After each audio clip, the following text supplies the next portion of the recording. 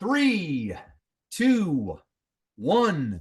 Welcome to the SaaS Pulse Show. My name is Michael Bertoni, and I'm the founder and CEO of SaaS Talent. And unbelievably excited today, everybody. We've got a sales juggernaut, a sales guy doing it for many years, speaks 5 languages, travels all around the world, CRO to the stars. Right? And I'm going to get his last name right. So it is Frederic Domino. Sorry, I'm saying it wrong. Domino. You say it for me real quick. You say Dominioni. Dominioni. Frederic Dominioni. He runs RMS Cloud. He is the chief revenue officer. He runs sales. He runs marketing. These guys are a leading property management platform that has over 6,500 properties in over 70 countries, and he's crushing it. He's going all around the world. So it's great to have you on the show, Frederic. I appreciate it. It's a pleasure to be here. To be fair, I focus primarily for the US market and Latin American market, big enough for us, and it's a pleasure to be here. Thank you. Nice. It's awesome. So your background, we were pre-gaming. You probably got a great story, but what I always like to start with is the superhero backstory or the background. So your background. So tell the audience a little bit about your background that led you to RMS Cloud. Sure. I actually started as an entrepreneur right out of college. I grew up in Africa, 10 years in countries like Kenya, Madagascar, a very exotic upbringing. I ended up studying in France. Father Italian, mom French, and right out of the gate, I had an opportunity to go and work in Taiwan, where I actually met my wife. And I started as a farmer. I was a farmer. I was doing a lot of import export. I'm very proud to say that we were behind that little plant that maybe some people remember called Lucky Bamboo, that little shoot of bamboo that you could find everywhere else. And it was a very interesting 7 years of my life, because we found out that you could actually promote a live item like a plant or an orchid inside customers that traditionally would be, selling tables or, furnitures. And we had an incredible traction, and it was a fantastic ride. I always joke saying that, being in that business was almost as good as the SaaS revenue margins, 85% plus. Wow. So I started as a farmer and doing a lot of import export all over the world. I ended up opening the UK, and then, the traditional immigrant story. I landed my suitcases, I remember, in December of 1999 in San Francisco. Nice. And then, China came along, lots of tough competition. I ended up divesting, and hey, I was in San Francisco.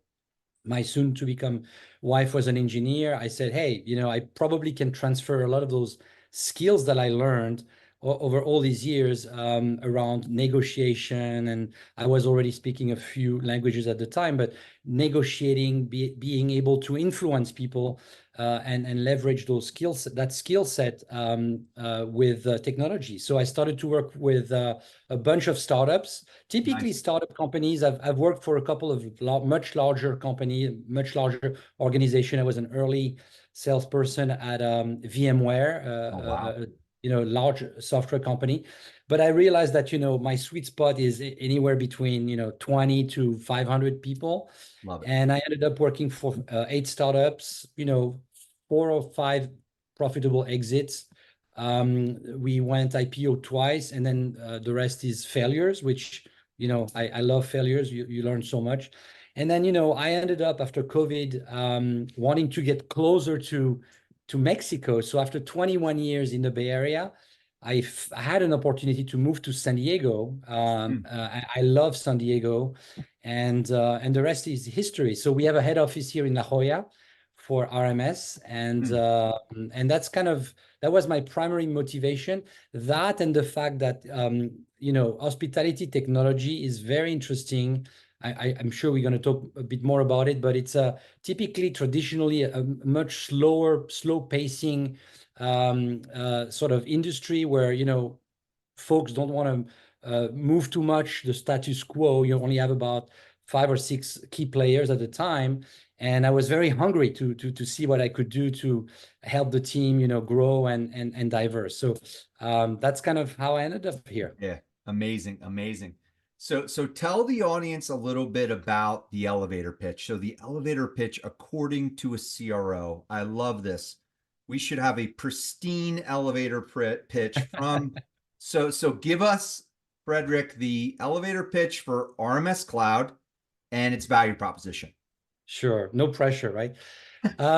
Well, really, the elevator pitch is that we are in the business of providing a prescriptive approach to businesses.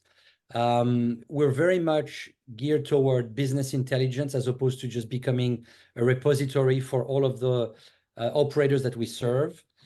We are very different in that we have a very wide range of clients, ranging from RV campground, Hmm. traditional independent hotels, very large resorts, actually in Latin America, full service, but also marinas. Wow. And so a lot of these operators have very specific needs, and we're able to serve all of those needs. So that makes us a true enterprise platform where we're completely agnostic. We have hundreds of integrations with other operators in the space, and we're just really an enabler for all of these operations. So things like, being able to have keyless entry into those properties, very handful when you have COVID, or being able to communicate in real time with your guests, or being able to understand who is checking in before they check in, Yes. really delighting those guests. And really now I think we're moving toward more of the intelligence piece of it, right? So being able to actually go Hmm. to those general managers and tell them, you should be thinking about dynamic pricing. You should be thinking about repricing some of your rooms because we are anticipating, a slow period for you guys, or you should be doing that.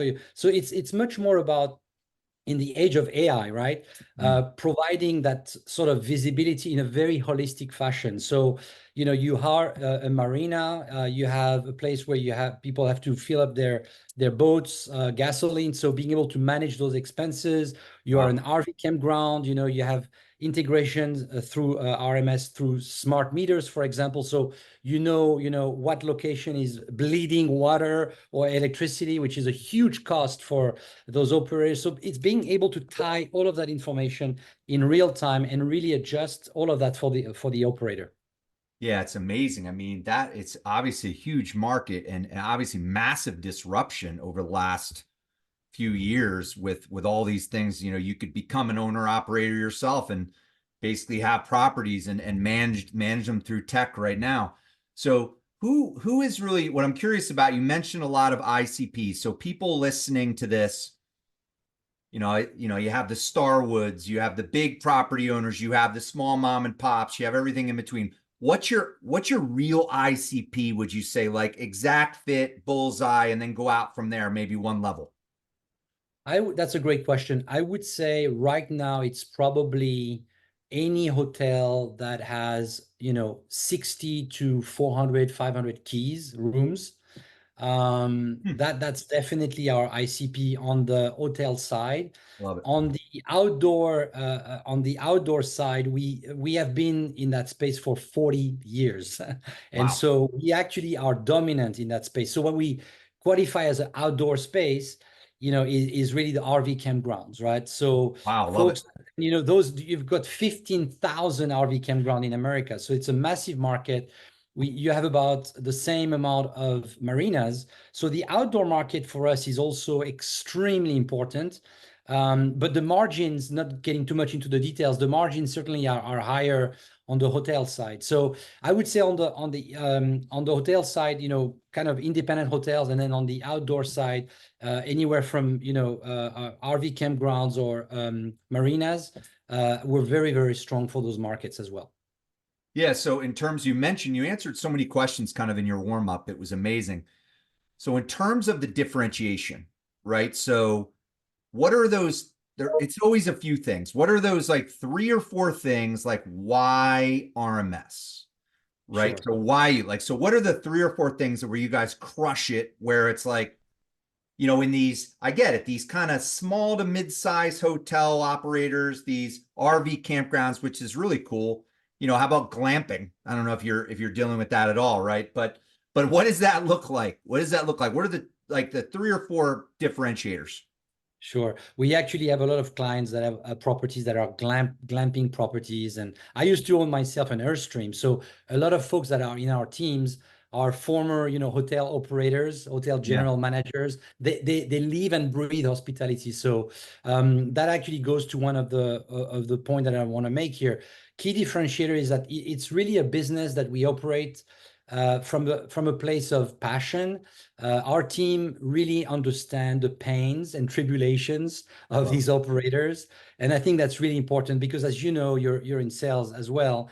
It's really not so much about what you sell at the end of the day. It's why you sell it, and really solving very practical problems. And I think we have a very different approach when it comes to negotiation and understanding the client's perspective. So that's one. Empathy, right? And knowledge it. are very, very key. The second thing, which I think, some people would say, well, the market is the way it is.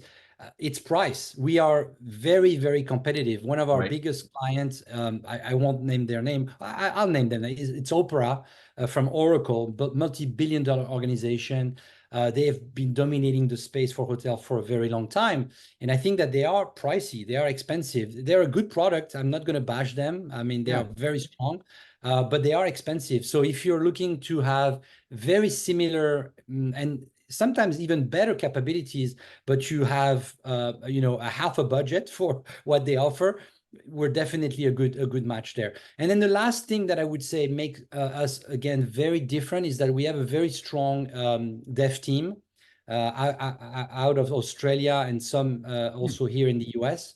Yeah. And at the end of the day, we're able to develop and build a product that is really meeting customers' expectations. So again, we've been around for 40 years, and we're very reactive in and proactive when it comes to building a product that really solve again business issues, because oftentimes, and my wife is an engineer, engineers sometimes tend to want to develop stuff, right? But this is Definitely. more about what can we do to really solve the demand of the market. Yeah, I love it. And so it's great. We don't have a ton of CROs on the show, so this is really cool. So for people listening to this, he mentioned a major thing that is so important to understand. If you're a startup listening to this, if you're an entrepreneur, the pains, the problems, the challenges. That's the most important thing you have to understand, right? And then you got to build solutions from that. So, Frederic, what I'd love for you to just explain to the audience a little bit, because I want everybody to be able to reach out to Frederic, right? Reach out to him. He's an enterprise sales guy at the end of the day, enterprise software sales. So, give everybody kind of a little 101 on software sales, right? So Frederic said he's worked at like 8 startups, everybody. So everybody listening again, if you're working in a startup, you could probably have an hour-long conversation with Frederic, and he'll give you like an MBA in how to do sales, right? So tell everybody, Frederic, really quick about what are the keys, what are the things. I could go over it too, right? We're both two sales guys, but what are the core things when you're selling that are important?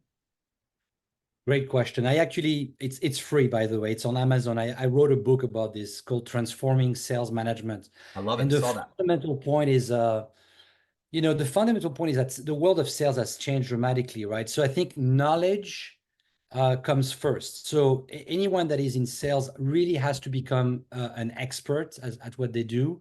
And I think humility and knowledge are a very, very deadly combo.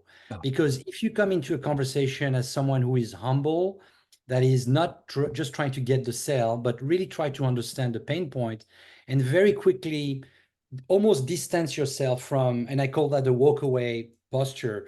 When you have a conversation that can be, initially a little bit difficult with a prospect because they appear to, oh, we have what we need, or, this is too complex, or that's okay. Then you become, the person who is actually educating them on the thing that might make sense for their business. And you do it in a way where you step out of almost of your role as a salesperson and say, listen, this is not about selling anymore. This is me understanding your pain point, telling you that actually we might not be the right fit.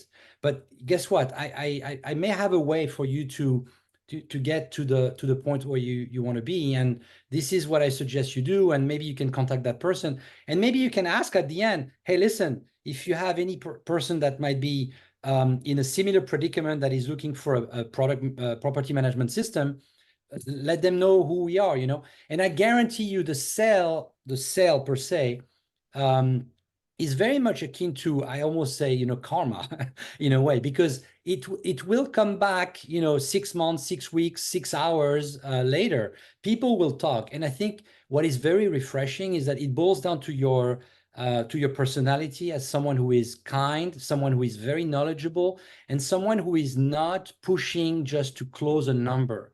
Though that's over. And the other thing that I would say is that for good reasons, right?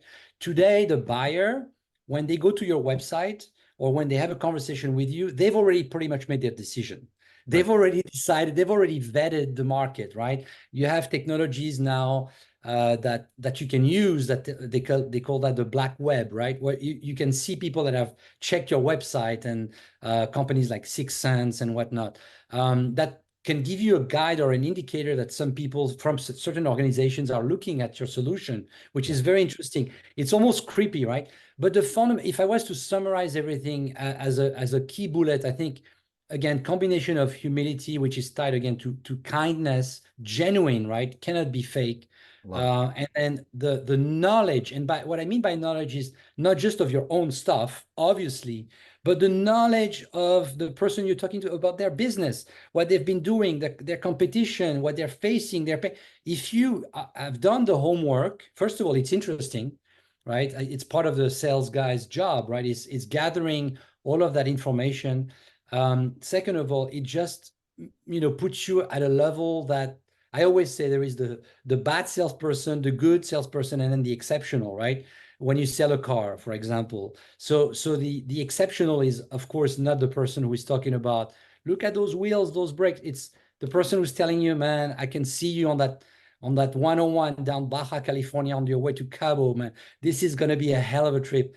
I wish I was with you. That's it, right? You're selling the vision, and that's what this is about.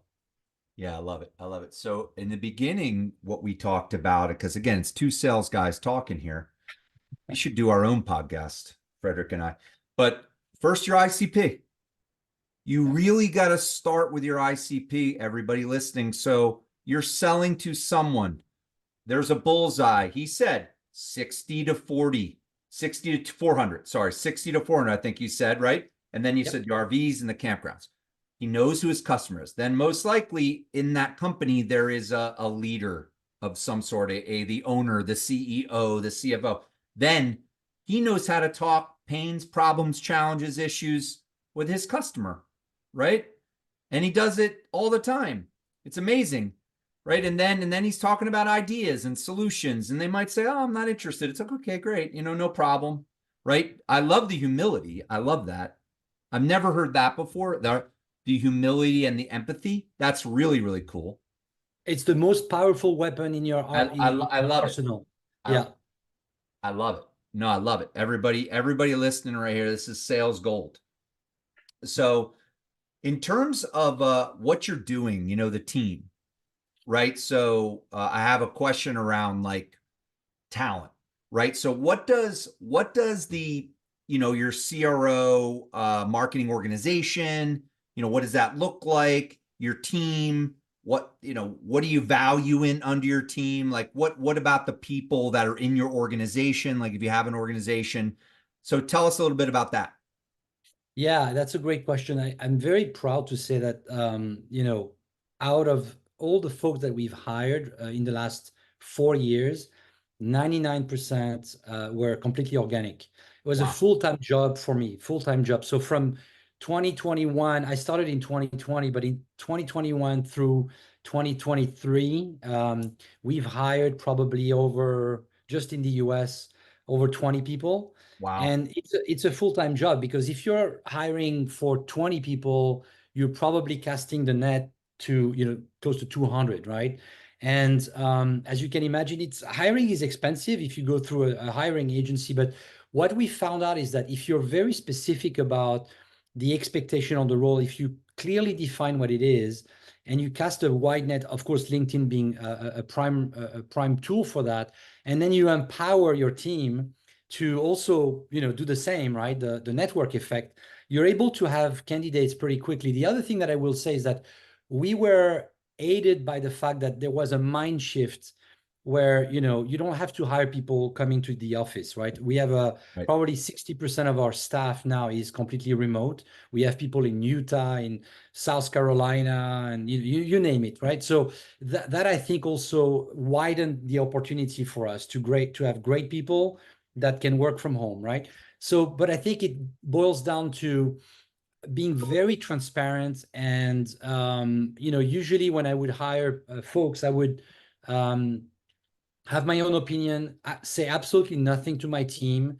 We would have at least 3 or 4 more people talking to that candidate. And I always give the simple direction, almost like a judge, like to the jury. Do not communicate like your feelings. You cannot sway. This is a really a team effort, right? And then if there was any single doubt at the end of the feedback session, we were not going to hire that person, because I wanted to have complete alignment. And a lot of it, of course, it has to do with, attitude and track record and all that. Anyone that is kind of jumping around is always a little bit of a red flag. That's really the main quote unquote red flag, when you have people jumping a little bit too Yeah, much. But totally. other than that, it boils down to, their engagement, their due diligence, going back to sales, right? Because doing an interview, it's a sales call, right? Love it. Selling yourself 100%. So but it was hard. I was doing 2 to 3 hours a day. It was ruthless, and it is exhausting, because if you're really involved in that process, you have to give it your whole, and people are watching, right? So I would say, not to pat myself on talking about humility, but I would say that one of my talent, and I think one of the talents for CROs, is the ability to hire, rock stars, folks that are really going to be great. Don't get me wrong. We had a couple of misfires, you can't control what's going on in people's lives, unfortunately. Right. But it's important. It's a very critical skill to be able to have that human to human, mano a mano conversation, where you can quickly pick up on what's going on, and Yeah. drill down whenever you have a doubt, or and being very frank, very candid, and engaged during those conversations is something extremely important. Yeah. Sales is a different animal for everybody listening, right? Sales has their guys, right? And it probably starts with the guys and then everybody else. I love your attitude and your approach on it. The other thing, if everybody's listening to this, he mentioned it a few times, but let me give you a nugget. You know who the best recruiters are in your company? Your salespeople. So we had a client just recently, and again, you're not always going to come to me for recruiting. I'm doing the same thing that Frederic just mentioned before. I had a client that said we were able to DIY. Everybody's DIYing it in the United States. Everybody's DIY. He's like, I use my sales guy to go get. I'm like, perfect. Let's talk about Latin America. Okay, something like that. So that is a great nugget for everybody listening. Your salespeople are literally probably your best recruiters, right? So last question here. It's been awesome talking with you, Frederic, is advice, right? So a lot of people listening to this, what's some advice you can give solopreneurs that want to start a company, entrepreneurs starting out, people in the beginning phases? What's some advice that you would give them, your 2 or 3 best piece of advice? So, I think I'll provide a little bit of a nuanced answer. I think it really depends at what stage you are in your life. I think there is nothing better in life and more rewarding in life than being your own boss, for all the reason we can imagine, right? It's not for the sake of freedom, because it's really an illusion of freedom. But Right. I will say that being able to be, riding your own ship is something that is incredible.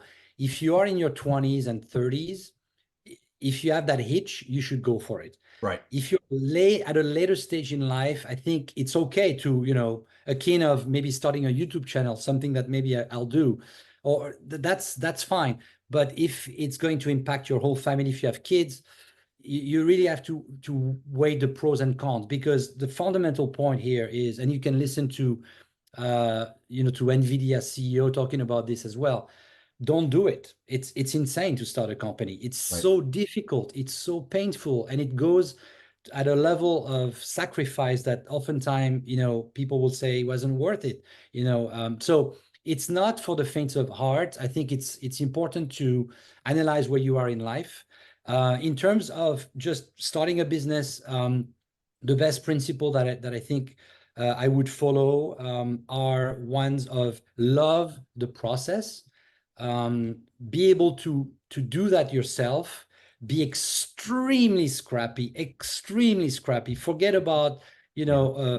spending any amount of money for things that you could be doing for free, using tools that are open, especially now with ChatGPT, or I'll share with you a quick note. Someone sent me an NDA a couple of days ago, and I just copy and paste the whole NDA, and my prompt was, analyze this NDA and let me know any clause that are one-sided and correct them. So actually, it was a double whammy. Two Nice. seconds. 2 seconds, ChatGPT came back and said, "Yeah, this NDA is way toward the blah, blah, and then this is what the proper NDA should be, right? Something that would have costed me maybe $1,000 and 5 days Lawyer. of waiting, Right. right?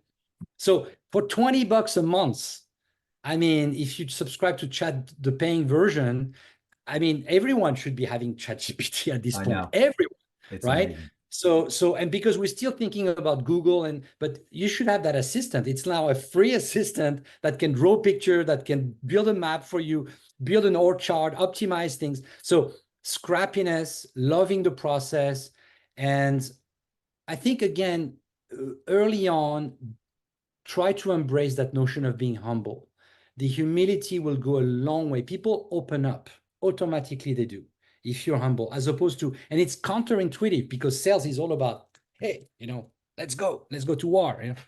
Yeah, I got a great idea for you. So I'm going to give you an idea for your YouTube channel, right? So call it the empathetic SaaS CRO.